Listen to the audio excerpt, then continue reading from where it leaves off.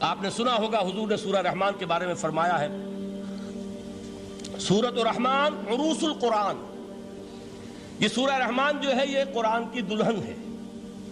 جیسے دلہن کو آپ خوشنما لباس پہناتے ہیں، آراستہ پیراستہ اس کو گہنے اور اس کو زیور پہناتے ہیں، تو جس طریقے سے سجاتے ہیں آپ دلہن کو، اللہ تعالیٰ نے ایک سورت قرآن مجید میں یہ ایسی رکھی ہے سورہ رحمان کہ اسے خوب سجایا ہے۔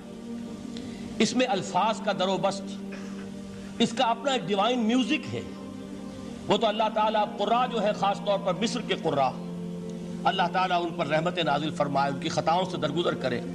جس طرح قرآن کے انٹرنسک میوزک کو انہوں نے واضح کیا ہے، واقعہ یہ ہے کہ اگر یہ لوگ نہ ہوتے، شیخ عبد الباسط محمد عبد الصمد، شیخ محمود خلیل الحصری، یہ لوگ کہ جنہوں نے قرآن کے اس غنا میوزک، یہ لفظ جو ہے آپ حیران نہ ہو کہ میں یہ کوئی شاید توہین کر رہا ہوں قرآن کی، حضور نے یہ لفظ استعمال کیا ہے، تغنو، اس قرآن کو اچھی سے اچھی خوشلہانی کے ساتھ پڑھو۔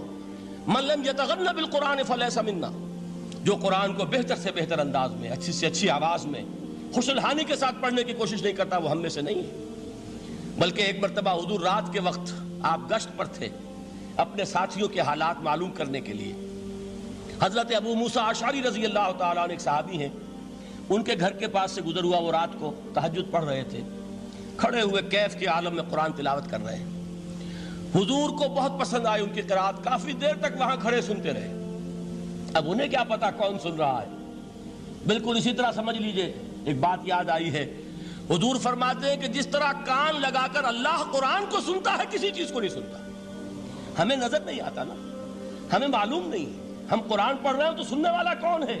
سب سے زیادہ کان لگا کر خود اللہ۔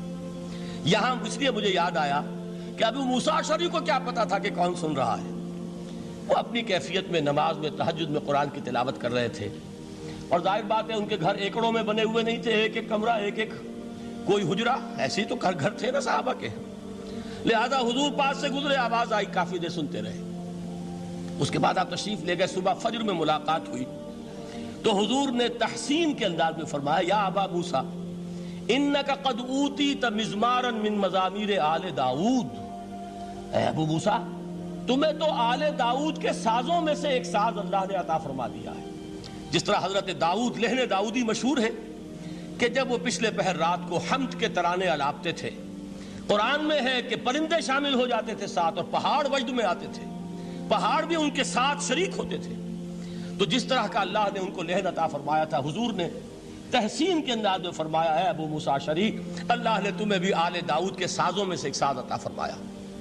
بہرحال قرآن مجید کا جو یہ میوزک ہے، قرآن کے الفاظ کا جو حسن ہے، جہاں تک حسن معنوی ہے وہ تو ہر لفظ میں ہے، لیکن یہ حسن ظاہری، حسن صوتی، حسن لفظی، یہ اپنے کلائمیکس پر آپ کو نظر آئے گا سورہ رحمان میں۔ لیکن قرآن میں یہ سورت اس اعتبار سے بھی ممتاز ہے، اس کی 4 آیات پر ذرا توجہ کریں گے، عجیب حقائق سامنے آئیں گے۔ جہاں یہ قرآن مجید کے حسن صوت اور حسن لفظی کی معراج ہے، وہیں اس کی پہلی 4 آیات میں 4 چوٹی کی چیزوں کا ذکر ہے، سب سے اونچی چیزیں۔ پہلی آیت کیا ہے؟ الرحمن، ایک آیت ہو گئی۔ رحمان کیا ہے؟ اللہ کا نام ہے۔ کبھی آپ نے غور کیا اللہ کے ناموں میں سب سے پیارا نام کون سا ہوگا؟ رحمان۔ کیوں؟ اس کا مادہ کیا ہے؟ رحمت۔ ہمیں سب سے بڑھ کر جس چیز کی ضرورت ہے وہ کیا ہے؟ رحمت خداوندی۔ نام اچھی طرح سن لیجئے اس حضور کے قول کو۔ حضور فرماتے کوئی شخص جنت میں مجرد اپنے عمل کی بنیاد پر داخل نہیں ہو سکے گا جب تک کہ رحمت خداوندی دستگیری نہ کرے۔ کسی صحابی نے بڑی ہمت اور جرأت کا ثبوت دیا کہ پوچھ لیا، کیا حضور آپ بھی؟ جب آپ نے فرمایا کوئی شخص داخل نہیں ہو سکتا جنت میں محض اپنے عمل کی بنیاد پر جب تک کہ رحمت خداوندی جو ہے وہ دستگیری نہ فرمائے۔ پوچھا گیا کیا آپ بھی؟ آپ نے فرمایا ہاں میں بھی۔ آپ انداز کیجئے کہ اگر محمد الرسول اللہ بھی رحمت خداوندی کے ضرورت مند ہوں تو تاب دیگراں چے رسد، ہماری تو سب سے بڑی ضرورت رحمت خداوندی ہے۔